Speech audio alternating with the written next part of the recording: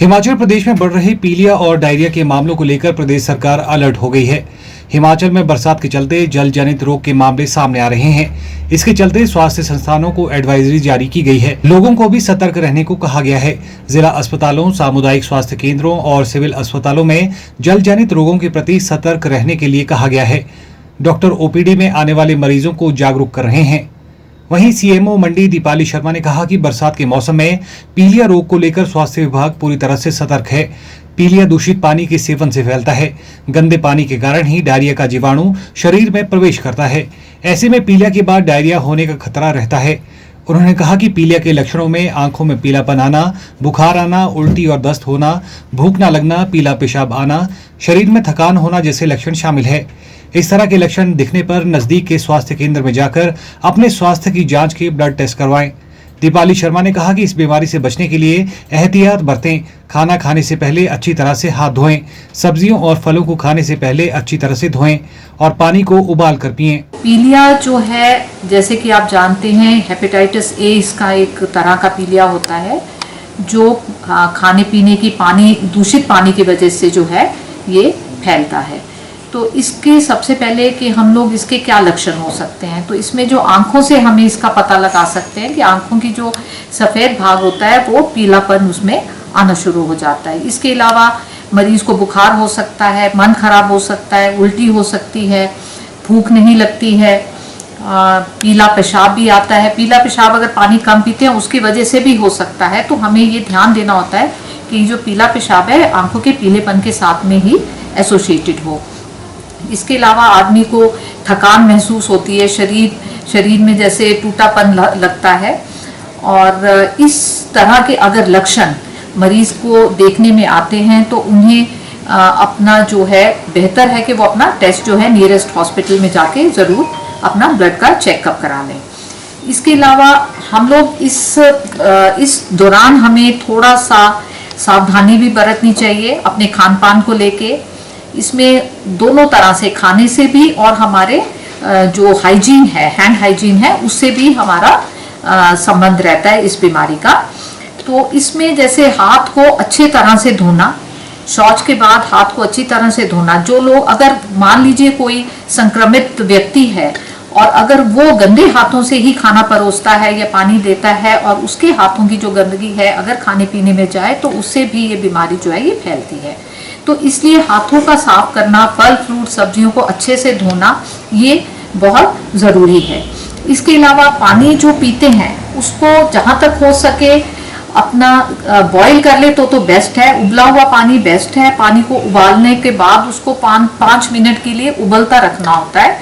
वो proper boiling होती है, उसके बाद उसको प्रयोग में करना है। लेकिन बॉईल करने के बाद अगर आप उसमें कोई कड़छी या कोई कटोरी डालते हैं जो दूषित हो तो वो आपका जो बॉइलिंग का जो पर्पज़ है वो भी डिफीट हो जाएगा, तो कोई फ़ायदा नहीं होगा। तो उसके अंदर जो बर्तन का प्रयोग करना है वो भी स्वच्छ होना चाहिए। इसमें हम क्लोरीन की टेबलेट्स का भी इस्तेमाल कर सकते हैं जो स्वास्थ्य विभाग से उपलब्ध कराई जाती हैं जब इनकी ज़रूरत पड़ती है। तो ये कुछ एक हमारे जो प्रिकॉशंस हैं इनको हमें ले लेना चाहिए। इसके अलावा अगर जहाँ तक हो सके जो खुले पानी के स्रोत होते हैं जैसे बॉडी हैं, चश्मे हैं, उधर आजकल के मौसम में थोड़ा संक्रमण का चांस ज़्यादा होता है, तो उधर का पानी उसको थोड़ा अवॉइड करना चाहिए। उसको पीने के लिए डायरेक्टली नहीं पिए, उसको बॉईल करके पिए या क्लोरीन टैबलेट्स ऐड करके या कोई भी इस तरह का जो है तरीका, उसको पानी को साफ करके पिए।